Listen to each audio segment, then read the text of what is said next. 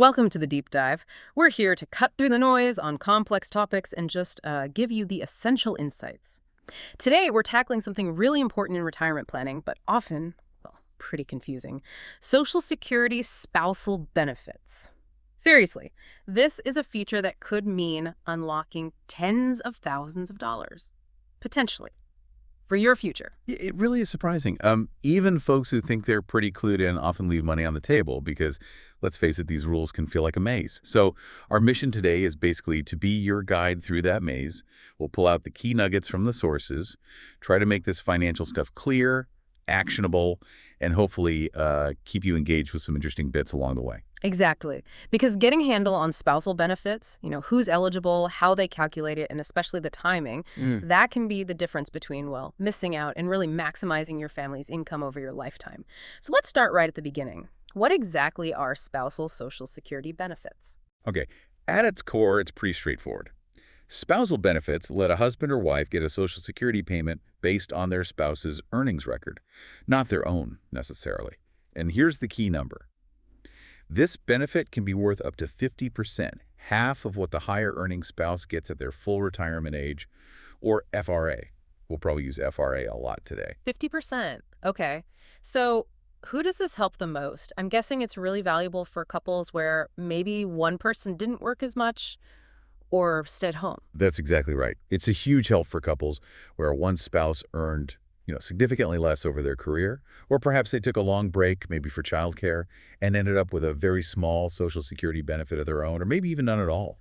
The whole idea is to provide a better safety net to make sure both partners have some decent income in retirement. That makes a lot of sense. Okay, so if you're listening and thinking, hey, this might be me, what are the actual requirements? What hoops do you need to jump through? Right, the eligibility. There are a few main conditions. First, your marriage. You generally need to have been married for at least one continuous year right before you apply. Second, age. You usually have to be at least 62 years old. There's an exception if you're caring for the other spouse's child who's under 16 or disabled. Okay, when you're married, age 62, what about the other spouse, the one whose record you're claiming on? Do they need to be getting their own benefits first? I hear that question a lot. Yes, that's a really common point of confusion. And generally, yes. In most situations, you can't start receiving spousal benefits until your spouse has actually filed for and started receiving their own Social Security retirement benefit. Yeah. Now, like you hinted, there's an interesting twist for divorced spouses. We'll get deeper into that later, but sometimes they can claim even if the ex hasn't filed yet. But that's a specific case. Good to know. We'll definitely circle back to the divorced spouse rules. Okay, let's talk about the calculation. How much money are we actually talking about and what can reduce it? So the maximum, like we said, is 50% of your spouse's PIA. That's their primary insurance amount. It's the basic benefit amount they get if they wait until their own full retirement age, their FRA. And remember, that FRA itself is creeping up. Depending on when you were born, it's somewhere between 66 and 67 right now. Right, 66 and change or 67. Now, what happens if someone decides, you know what, I want the money sooner and claims their spousal benefit before their own FRA? Is there a penalty? Oh, absolutely. Yeah. And it's a permanent penalty. If you claim your spousal benefit before your FRA, that 50% maximum gets reduced. For example, if you claim right at 62, the earliest you can, that 50% might drop down to somewhere around, say, 32 to 35% of your spouse's PIA. It's a big cut. And here's a really crucial point. Unlike your own retirement benefit, which can grow if you delay past FRA, spousal benefits do not. They max out at your FRA. Waiting longer for the spousal benefit gives you 0 extra percentage points. Wow, okay, so 0 growth past your FRA for the spousal benefit itself. That's critical. Let's use your example. Spouse's PIA is, say, $2,000 at their FRA. Max spousal benefit is $1,000 a month. But claiming at 62 could knock that down to maybe $700, $750 a month instead. Yeah. That really adds up over potentially decades. Timing is clearly vital. It really, really is. Deciding when to claim spousal benefits is probably one of the biggest levers you can pull. Claiming early at 62 gets you income sooner, sure, but you lock in that permanent reduction. Waiting until your full retirement age gets you the full 50% potential.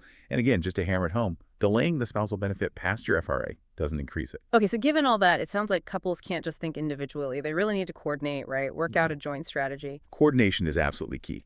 That's where you can often find the biggest gains. A very common and often very effective strategy involves the higher earning spouse.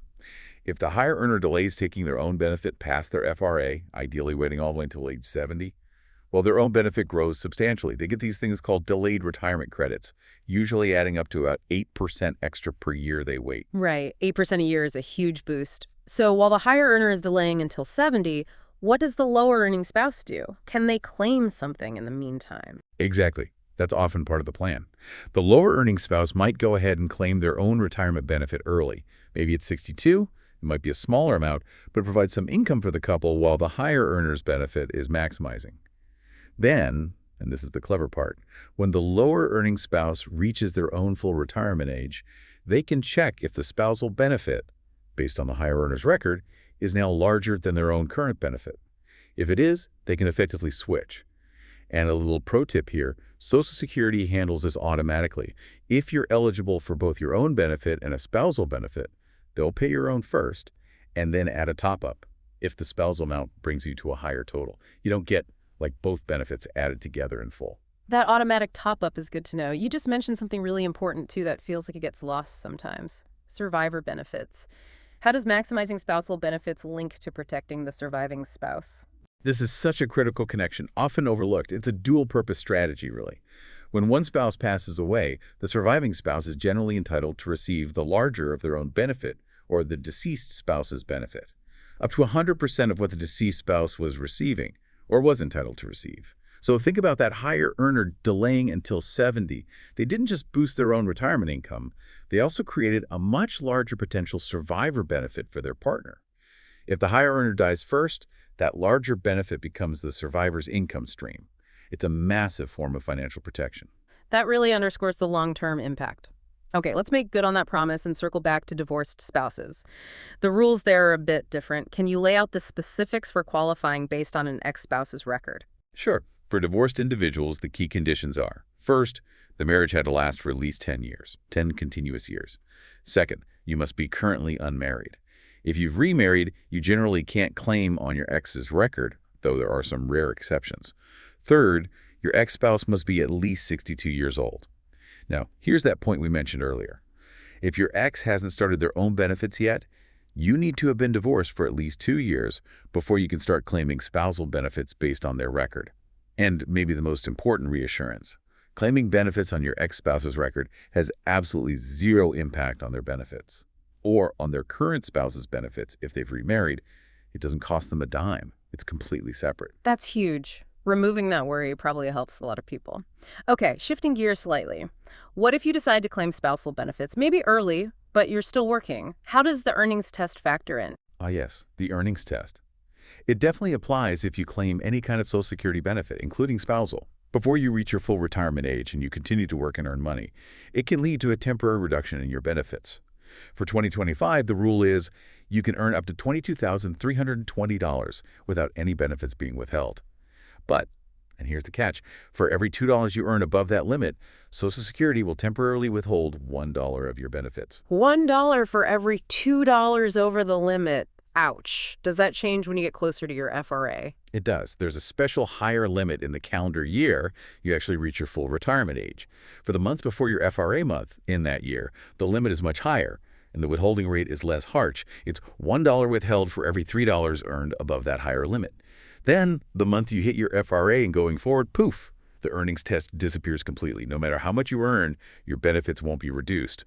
And Social Security eventually adjusts your benefit upward slightly to give you credit for the month's benefits were withheld earlier. So it's not permanently lost, but it's a reduction now. Okay, so it's temporary, but it definitely impacts your cash flow if you're working and claiming early.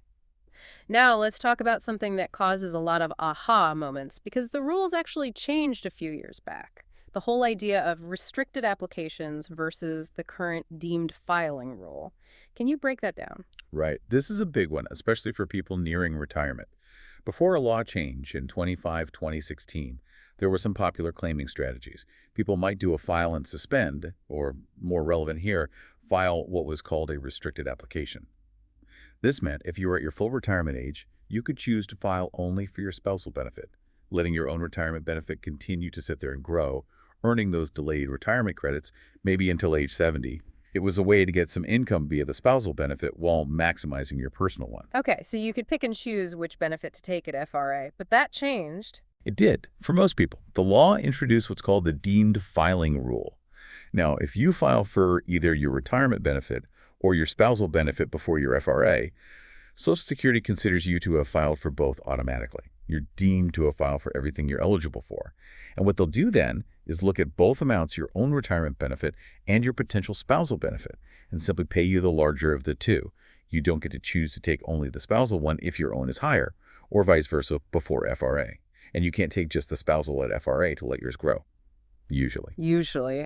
So there's an exception. Who still gets to potentially use that old restricted application strategy? This is the key exception, and it's based purely on your birth date. If you were born on or before January 1st, 1954, you are grandfathered in under the old rules. This means if you fall into that age group, once you reach your full retirement age, 66 for this group, you can still file a restricted application just for your spousal benefit, assuming your spouse is already receiving their benefits. You could collect that spousal payment for a few years while letting your own retirement benefit grow until age 70 and then switch to your maximized personal benefit. It's a valuable strategy, but only for that specific age cohort.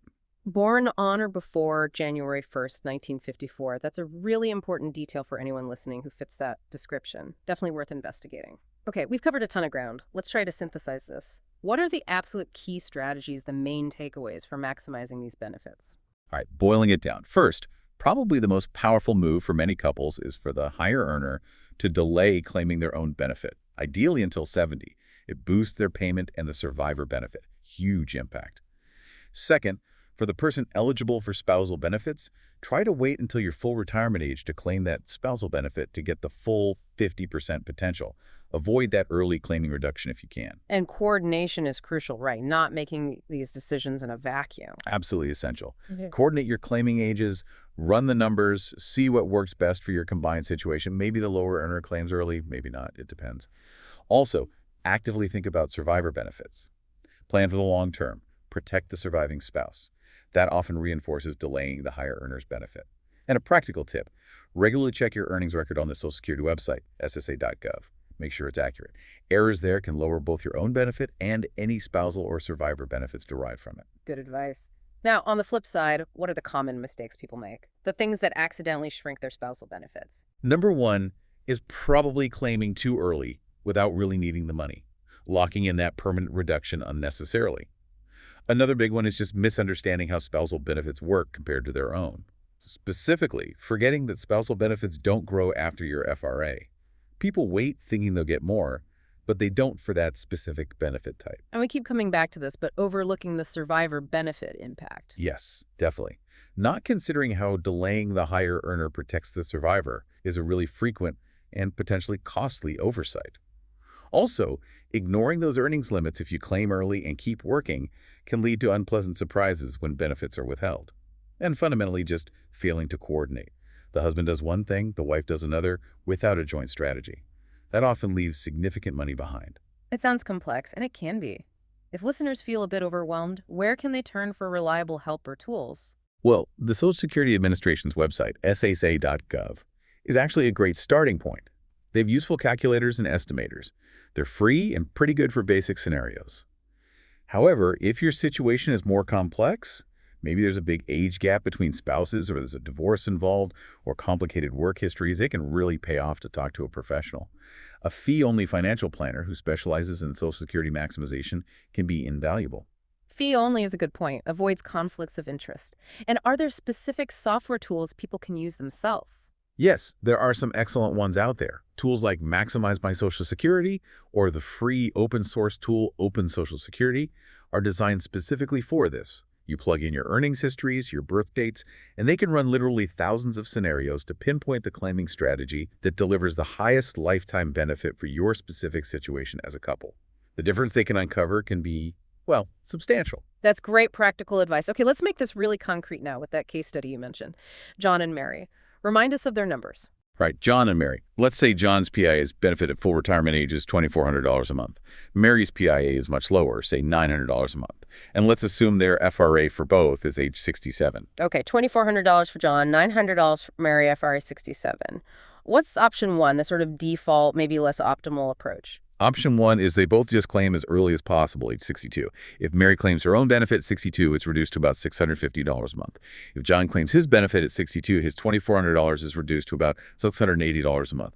So their combined monthly income starting at 62 would be $650 plus $680, which is $2,330. Yeah, it's income, but they've both taken big permanent cuts. $2,330 combined if they both go early. Now contrast that with option 2, the optimized strategy. How does that look for John and Mary? Okay, optimized strategy.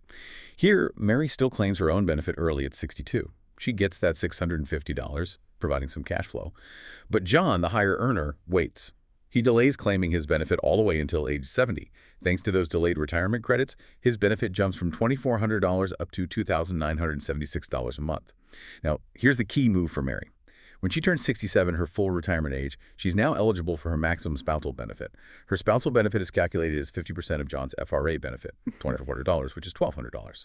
Since $1,200 is higher than her own $650 benefit, she effectively switches, or gets topped up, to receive $1,200 per month starting at her age 67. Wow. Okay, so Mary's income jumps at 67 and John starts his much larger benefit at 70. What's their combined income then? Right?